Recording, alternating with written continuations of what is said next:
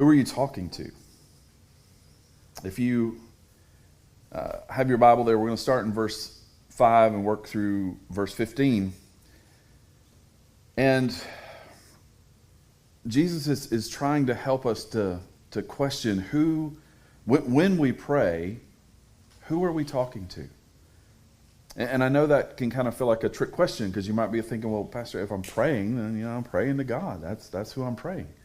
And obviously I hope that you are, but the reality is Jesus is going to show us this morning two different groups of people who thought they were praying and weren't really. Not really, not in the way that really counts. And the first group are hypocrites. And these are religious professionals, right? We call them the Pharisees in the Bible. The people who showed up on a busy corner of a busy street where everybody could see them, and it was, right at prayer time. They faced the crowd and they prayed as loudly and as impressively as they could, so that everybody who was in the area could hear just how religious they were. They could see, oh, these guys are really, really holy. And Jesus says that's exactly the problem. You're not praying to God. You're praying, you're performing for people. And then there's the second group, the Gentiles or the pagans, and these are the folks who thought that if they just kept talking long enough, they kept repeating the right phrases, then if they stacked up enough words, then eventually God would have to have no choice but to pay attention and to give them whatever it is that they're asking. Some might describe this approach as treating God like a reluctant deity who must be badgered into taking notice of them. They weren't praying to a father. They were negotiating with a vending machine. And Jesus corrects both of these errors with the same two words: our Father. That's Jesus' answer to both of these problems, of both of these kinds of people. He says, when you pray, say, our Father. Those two words don't just change how you pray, they change who you think you're praying to. And that, church, will change everything this morning. Let's read our text together, Matthew 6, starting in verse 5. And when you pray, you must not be like the hypocrites, for they love to stand and pray in the synagogues and at the street corners, that they may be seen by others.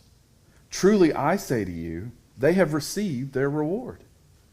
But when you pray, go into your room and shut the door and pray to your Father who is in secret. And your Father who sees in secret will reward you. And when you pray, do not heap up empty phrases as the Gentiles do, for they think that they will be heard for their many words. Do not be like them, for your Father knows what you need before you ask Him. Pray then like this: Our Father in heaven, hallowed be your name. Your kingdom come, your will be done on earth as it is in heaven. Give us this day our daily bread, and forgive us our debts, as we also have forgiven our debtors. And lead us not into temptation, but deliver us from evil. Three things I want you to see this morning as we go through this text. The first is the two wrong pictures that Jesus is trying to get us to see is killing our prayer life. Two wrong ways of praying. Second, there's these two words that fix everything. And then third, what it actually looks like to pray like a child to the King. So let's look at the wrong audience problem, the hypocrites problem in verse 5. Jesus doesn't say, if you pray, he says, when you pray. He assumes that if you are a disciple of Jesus, then you are going to be praying. The question is never whether you're praying, it's always why are you praying? And the Pharisees had the why all wrong. You see, the Pharisees may have started well, and it probably happened innocently, but somebody noticed them praying a well-phrased prayer, and they were like, wow, this guy he really knows how to pray. And somebody probably complimented on that. That was a powerful prayer. The example I always used for this was growing up in a Baptist church. There was the offertory prayer, and the deacons would come down front. And I remember being a junior deacon praying. You know what my prayer was? Please don't call on me. Please don't call on me. Please don't call on me, right? Because the pastor, you never knew who it was going to be until you got up there, right? But these older deacons, they had these elaborate prayers just full of rich theological words that sounded so fancy. And I'm thinking to myself, I can never pray like that, right? And that's probably how it happened for these religious hypocrites. They began to pray, and somebody was like, man, that was a really good prayer. And then what? That feedback loop, right? We talked about it last week, the performance trap. We want more. So we got to pray more. We got to pray louder. We got to let more people hear us. And in time, they hope to be seen by others. He may even arrange, like the text here says, to be in a public place at the hour of prayer so that everybody can see him falling to his knees. And the goal shifts in that moment from pleasing the Father to pleasing men. And that's the danger that Jesus is trying to get us to see this morning. That nobody wakes up one morning and decides, you know what, I'm going to become a hypocrite. It's often a slow drift. You start praying to God. Somebody notices, feels good to be noticed, and slowly, without even realizing it, it's a part of you that's not there's a part of you that's not talking to God anymore. You're just performing. You're crafting, right? It's that theater we talked about. It's like you're being on a stage last week. You're trying to sound a certain way so that the people in the room know that you are holy. Now, let me be clear about something. Jesus here is not prohibiting public prayer. Right? He's not saying in this passage, never pray in public. But what he is asking you is, why are you praying in public? Right? And you might say, well, how do you know he's not prohibiting prayer in public? Well, because Jesus prayed publicly. His disciples prayed publicly, regularly. Corporate prayer is a gift. It's a gift we exercise every week when Brian comes up. As I mentioned the other day when I did the corporate prayer. That's not us, me, Brian, whoever's praying. That's inviting you as a group of people to join in on that prayer. And if there's one line of that prayer that hits you and you need to spend some time with that praying to God and forget the rest of the prayer, that's fine. Because it's about us praying together about the same thing. God is not against public prayer. But in this passage, it's about motive, not the method. What's the motive behind the public prayer? The issue is not prayer. The issue is the motive of these hypocrites. And the room Jesus prescribes in verse 6 isn't necessarily about a location or silence. Historically, this is likely like the inner storage room of a Palestinian house. This was the one lockable space in a house at this time. Right? This is where you would keep your possessions that you didn't want anybody to steal. But the point is not go into this room and that is the only place that you can pray. Jesus is trying to get to the heart. What's your methods? What's your motive? Jewish men would often have a prayer shawl. And one of the things that they could do, even if they were in a public place, is they could extend that shawl over themselves.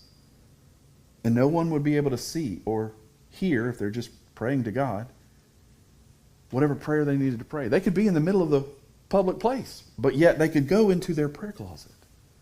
They could go into their private place. The point that Jesus is trying to make is that you need an audience of one. Just one. That's it. That needs to be the focus of your prayer life. You close the door, you shut out the crowds, the distractions, your phones, the technology, the TV, and the only person who can see you is your Father, who is in the secret. And again, we talked about this last week, but it's an interesting phrase that Jesus uses here. Your Father who is in secret. Not in the secret, in secret. It's not that he just sees in secret, but that he himself inhabits these quiet places. These unseen places where it's just you and him. God is at home there with you as a believer. The hypocrite wants to be seen. They want everybody to see how holy they are. But the place where God most fully meets with you is the place where no one is watching. And some of you this morning, you need to hear this. You've a very active, visible prayer life in public. In small group, at a dinner table, you make sure everybody sees, oh, we got to pray before the meal because I want you to see how holy I am, right? But when was the last time that you were behind a closed door and it was just you and God talking? No pretense. Just you and God. No audience. When was the last time that you didn't care what it sounded like? You weren't trying to muster up the right theologically correct words to use with God. One commentator put it simply. He said, if a prayer is blind to God, God is blind to that prayer. If a prayer is blind to God, God is blind to that prayer. And that leads us to the pagans' problem. They got the wrong God. Look at verses 7 and 8. Jesus shifts from the Pharisees to the Gentiles. Different error, same root cause. The Gentiles would babble over and over and over again. The word that Jesus uses for babble describes a noisy flow of sound without meaning. And think about the prophets of Baal on Mount Carmel in 1 Kings 18 in the Old Testament. They were shouting from morning to noon. They were cutting themselves. They were crying louder and louder. That's the model here.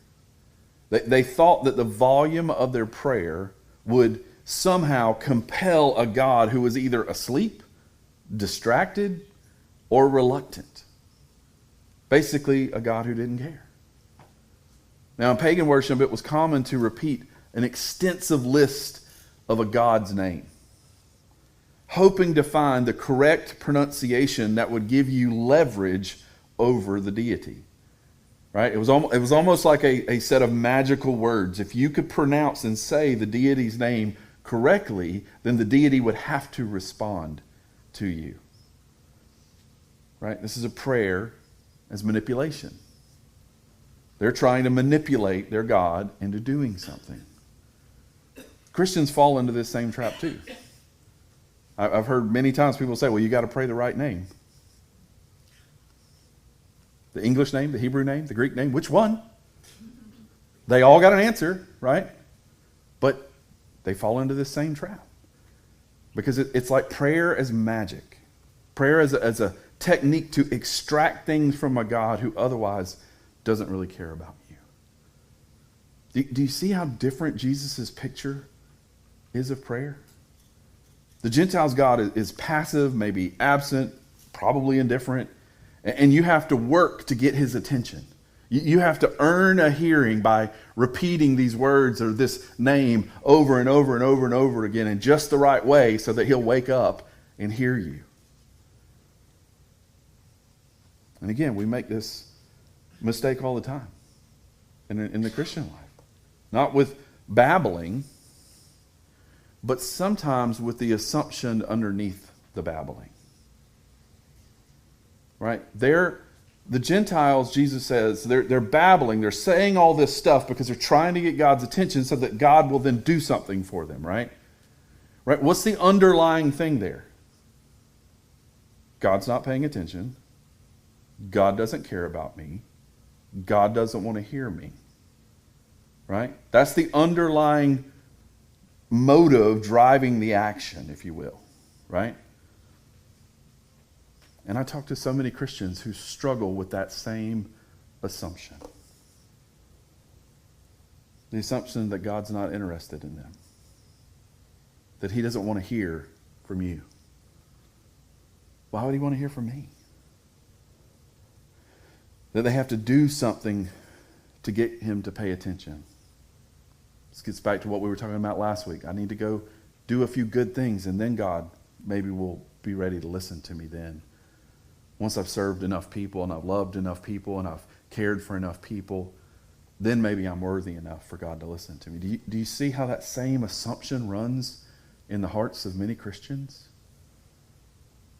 Why would I pray? Why would God want to talk to me? It's that same fundamental belief that your prayer life is the spiritual discipline you do to move God in your direction. And some of you this morning, you don't even really believe God is already listening. At a gut level, not the kind of belief that shapes how you actually pray.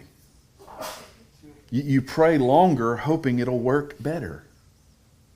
You repeat the same phrases hoping the repetition somehow adds power. And if you're honest, some of you are wondering, do my prayers even get beyond the ceiling? Because maybe you didn't say the right thing or you haven't done the right things this week to allow them to get beyond the ceiling. Or maybe you didn't have enough faith when you were praying. Or maybe God was just so busy with, there's this thing in Iran going on in Ukraine, and he's not got time for me. There's all kind of other things going on. But look at verse 8. Jesus cuts through all of it. He says, your Father knows what you need before you ask him. Before you get the words out. Before you even show up, he already knows. So that might beg the question for some of you, why pray? Why, if God already knows, and I've had people ask me this, they're like, Dale, God already knows. I'm just wasting my time if I pray to him. But guys, listen this morning, this is important. Prayer is not about communicating information to God. Prayer is not about communicating information to God. He doesn't need it. He knows everything. Right? That's not why we're communicating. Prayer is the expression of the relationship. If you say, hey, me and this guy, we're friends, but we don't ever talk. Are they really friends? Think about it for a second. Like, are you really friends if you never talk with this person? If you never communicate with them, if you never share with them your thoughts and your hopes and your dreams, are you really friends? It's the same way with a lot of Christians. I talk to a lot of Christians and they're like, yeah, I don't ever pray. I don't ever talk to God. I'm like, well, are you really a Christian? Because a Christian has a relationship with his Father, a conversation that is ongoing with his Father. That's what prayer is. Prayer is this expression of the relationship. It happens when you actually trust him. Now you think about your circle of friends. Again, sometimes I think it helps us to understand this in human terms. You have really close friends that when you talk with them, you get really honest with them, and you may share things you're struggling with, things you hope for that you don't really normally tell other people because you're worried they may judge you, right? And then you got this next level of friends. These are acquaintances. These are people you know, right? You're friendly to them, but they're not necessarily friends. Do you tell them all that same stuff? No. And then there's these people that just come into your life, in and out, and you meet them. Do you tell them all that stuff? No. Well, why do you tell that close group? Why do you tell your spouse, who's supposed to be your best friend? Why do you tell them that stuff? Right? Because there is a level of intimacy and trust there that leads to communication. You open up and you share who you really are, so that they know who they're loving and you know who you're loving. Right? And it's the same way with God. He doesn't need the information. He doesn't need for you to come and tell him what Susie did last week at the job. Right? He already knows. What he wants, what he desires, is us to be in relationship with him. And that means what? Trusting him with our innermost thoughts and our innermost desires. And he already knows what we want before we ask. But he also knows what we need. Not just what we want, but what we need. This is just like a child talking to their father. Not a subject petitioning some distracted king. Now, if you think about it, if you've had the privilege of being a father, and this goes for mothers too, but like, you anticipate your children's needs. At least, that's what I do. I look at my children and I think, what are they going to need 6 months from now? What are they going to need a year from now? How can I anticipate that need and go ahead and be meeting that need before they even know it's a need? So that when they finally do come to me and say, hey, Dad, I need this, I can say, I can help you with that.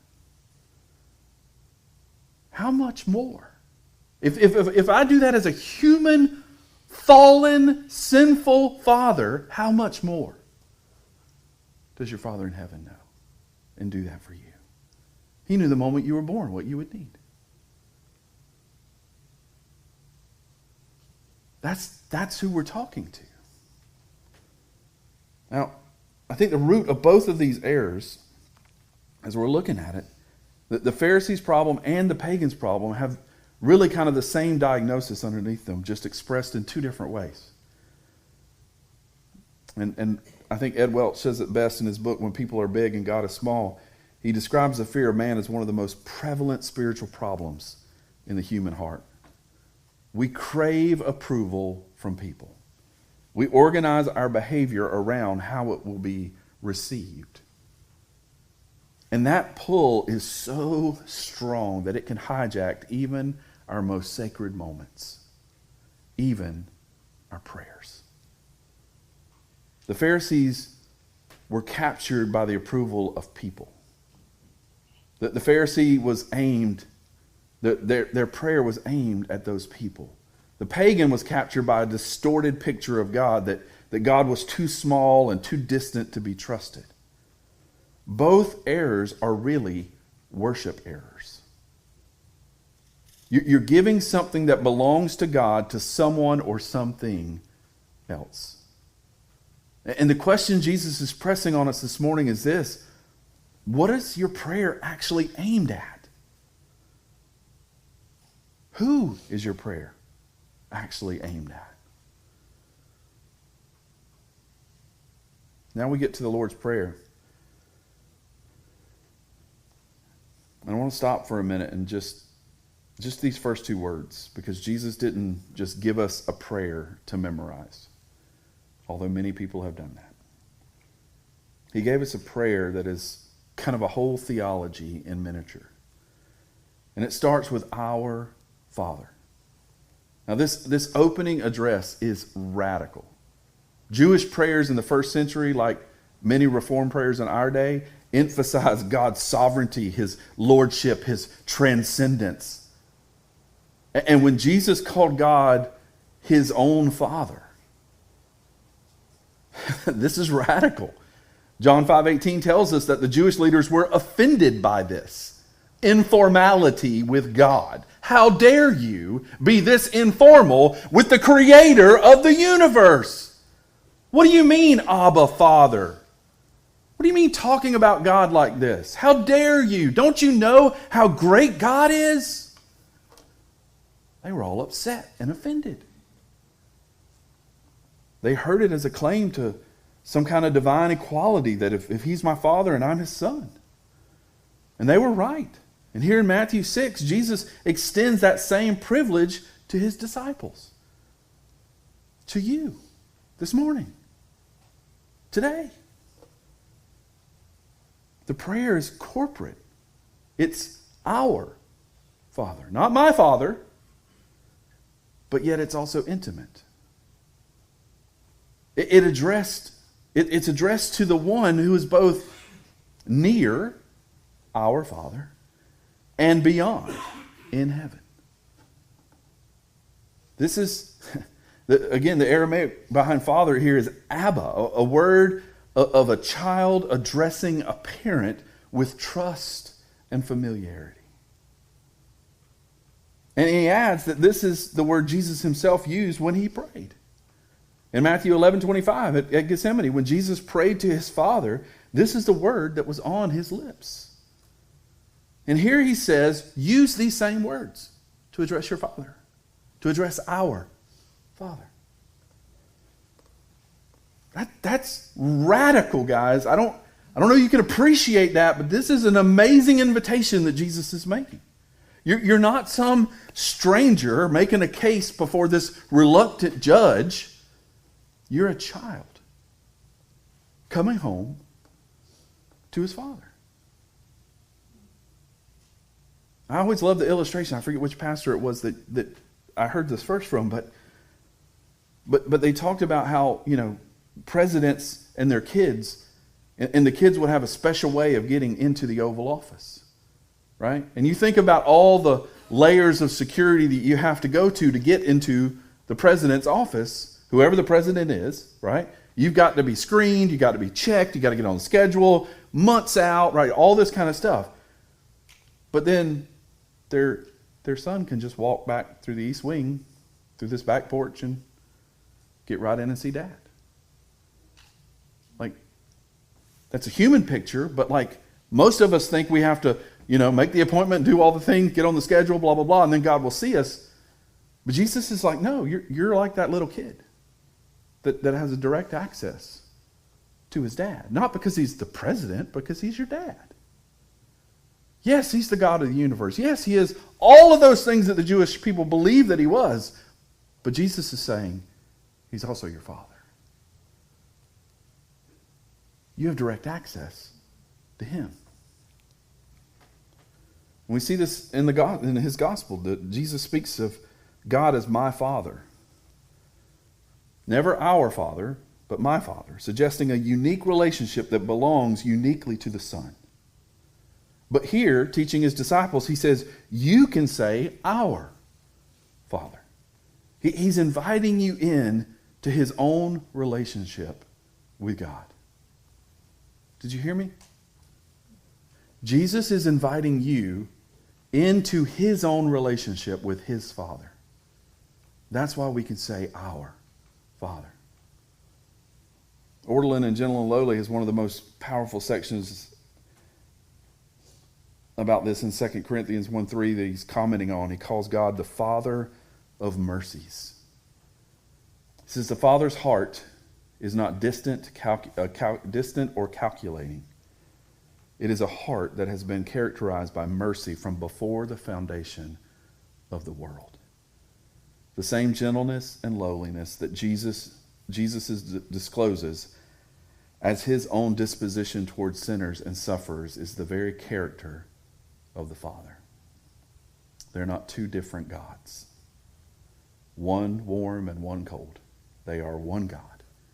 And he is all mercy toward his children. So when you say our Father, you're not cautiously approaching a deity you hope will be in a good mood. You're coming to the one who already knows your need, who already loves you with an everlasting love, and is not reluctant to hear you when you pray. That's the correction to both the Pharisees and the pagan. The Pharisee didn't need more people in the audience. He needed to realize there's only one audience that matters. The pagan didn't need more words. He just needed to meet a father. Both corrections lead to the same place: a closed door and a few honest words, and a God who sees in secret. And that gets me to my last point. Let's look at the structure of this prayer. Notice that it's God first, us second. There's the thou petitions first. In the structure of the prayer, notice how the prayer falls into these two halves. The first half, entirely God-centered. And only after that do our own needs then appear.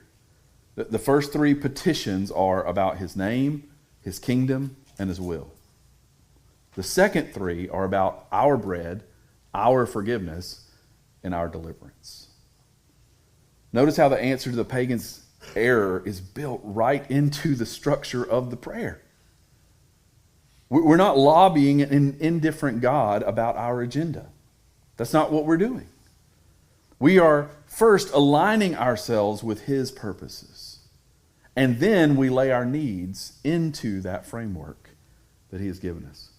Look at the first petition. Hallowed be your name. One commentator notes that this is not a request that God become holy, because he already is.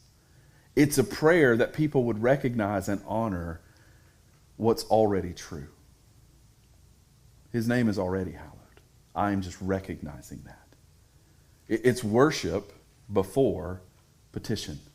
You start there. Before the grocery list of, I need this, I need that, I need this. Before the list of all the things that you're asking for, you start with who he is, which always starts with worship. Second, your kingdom come. And I want you to notice the already and the not yet tension here in the prayer. The kingdom has been announced, right? Jesus began to fulfill it in his ministry. But it's not yet fully here. It's not yet fully revealed.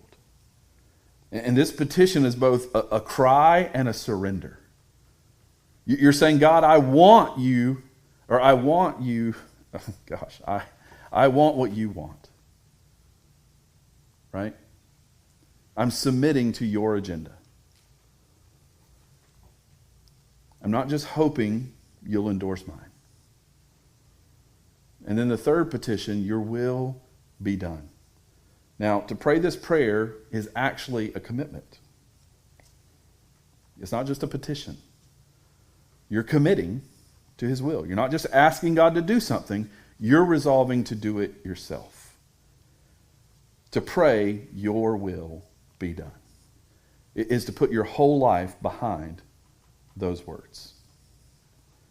And then we get to our needs, the we petitions. Give us this day our daily bread.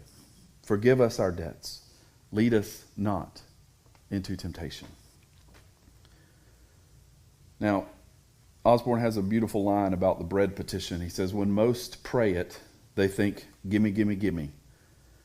But this petition actually means, I rely on you for my daily needs. It's not a prayer for security. It's a daily act of trust. And I think one of the ways that God has helped me to understand this verse a little bit better is in my love for sourdough.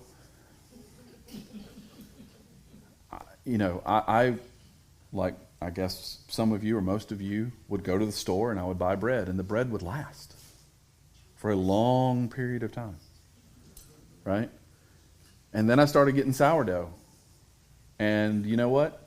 You can only have sourdough for about a week before it starts growing all these things, because they don't put all the preservatives to keep it fresh, right? And so I begin to understand now, and this time it was even worse. Like literally, they're traveling from place to place. They don't know where their bread's coming from. They're not dragging around a Samsung refrigerator with them, right? They don't know where their food is going to be coming from. And they're not asking in this prayer for a year's bread, not a month's bread, not a 5-year supply, but today's bread. And again, Jesus' traveling disciples, I mean, this petition was genuine for these disciples. Like, when Jesus is preaching, they didn't know from city to city what they would be eating the next day. There was a genuine urgency every morning in what am I going to eat? They didn't know where their dinner was coming from. So when they prayed, give us this our daily bread, it was real. This isn't some kind of formality. It was about dependence. Help me to trust you today. For today. And some of you this morning, you got a full refrigerator, your 401k is maxed out. You've never actually prayed this prayer with your whole heart. Because you knew where your food was coming from. And thank God for your food. But the idea that you're truly dependent on Him for your daily needs at a gut level, that really hasn't landed yet. And this petition is designed to get you to land there. Every morning, every day. Now look at the forgiveness petition in verse 12. Forgive us our debts as we also have forgiven our debtors. Now this is the only petition that Jesus comments on after the prayer ends in verse 14 and 15. Now that's Jesus telling you something. He could have commented on every part of this prayer, but he only comments on this one part. He's flagging it out for you to see it. Because of all the petitions in this prayer, this is the one that he wants you to make sure that you don't miss this morning. And verse 14 and 15 are not to be read as a condition for earning forgiveness, but as evidence of whether grace has truly taken hold of your heart. In other words, the forgiveness of our fellow humans is now predicted in our willingness to forgive others. It's reciprocal. Not because forgiving others earns us forgiveness. Please hear me. Jesus is not saying that because we're forgiving others, that somehow earns us our forgiveness. But because those who understand what it costs God to forgive them will forgive others. This is evidence that grace has deeply rooted itself in your heart, in your ability to be able to forgive others. The person who genuinely grasps the weight of their own debt to God cannot cling to a grudge. They just can't do it. So let me help you apply this morning as we close. The question of whether you can forgive someone is not primarily a psychological question. It's not a question about whether you've processed your feelings. It's a question about whether the gospel has penetrated your understanding of your own debt. Think about the parable in Matthew 18, the servant whose enormous debt was forgiven, who then turns around and chokes the man who owes him 100 denarii. And the king is furious in the parable. Why? Because the servant clearly didn't understand what had happened to him. That's the point Jesus is trying to get us to see, is that when we understand deep down inside what has happened to us, of just how much we have been forgiven, we cannot then turn around and withhold that forgiveness to someone else. Because we understand so deeply our need and our lack.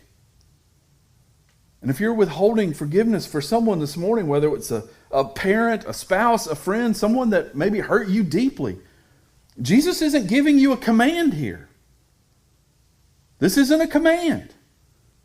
He's revealing something about what you believe about yourself.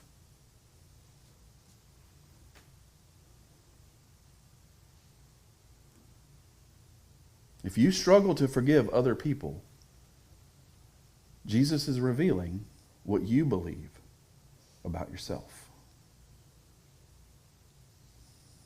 Because the person who knows the depth of their own forgiveness before God will always have enough mercy left over for the people who've wronged them. As one person put it, no offense we may suffer can even get close to the weight of sin. We have already been forgiven by God. That comparison is the gospel logic of forgiveness. Let it do its work in you this morning.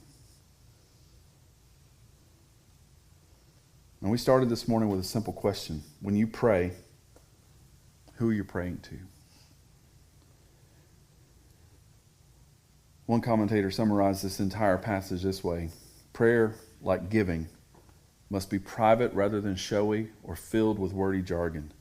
The goal is to worship God and to present your needs to Him, not to gain notice of your piety. But more than that, the Lord's Prayer is also a model for Christian living, centering first on God's concerns and only then on our own needs. The Pharisee needed the audience of one. He was talking to the crowd. The pagan needed a father. They were negotiating with some kind of vending machine. Jesus gives both groups the same answer: our Father.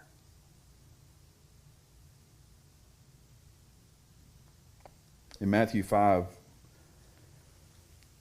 Jesus told his disciples, "Blessed are the poor in spirit, for theirs is the kingdom of heaven." The poor in spirit are the ones who know they don't have what they need. They're dependent. They know their account is empty, and they're not pretending otherwise. And Jesus says those are the ones who get the kingdom. The Lord's Prayer is the prayer of the poor in spirit. It's the prayer of someone who shows up at the closed door of a private room with no performance to give, no magic theological words to leverage, nothing to offer but their need, and the honest belief that there's a Father on the other side who already knows. That's the gospel right there. The Son of God, who had perfect access to the Father, who could have stood in the most public square in Jerusalem and led the most impressive prayer anyone had ever heard, went to the gardens, went to the mountains alone to pray. He closed the door. He talked to his Father. And then he went to a cross so that we could have the right to say, our Father. It's not a title you earned. That's a title He bought for you. Every time you show up in prayer, in your room, on your knees, in the car, in the waiting room of a doctor's office, you're not showing up as a stranger hoping to get an audience. You're showing up as a child, talking to his Father. A Father who sees in secret you coming before you even know you're coming. This week, when you pray, ask yourself, who's in the room with you?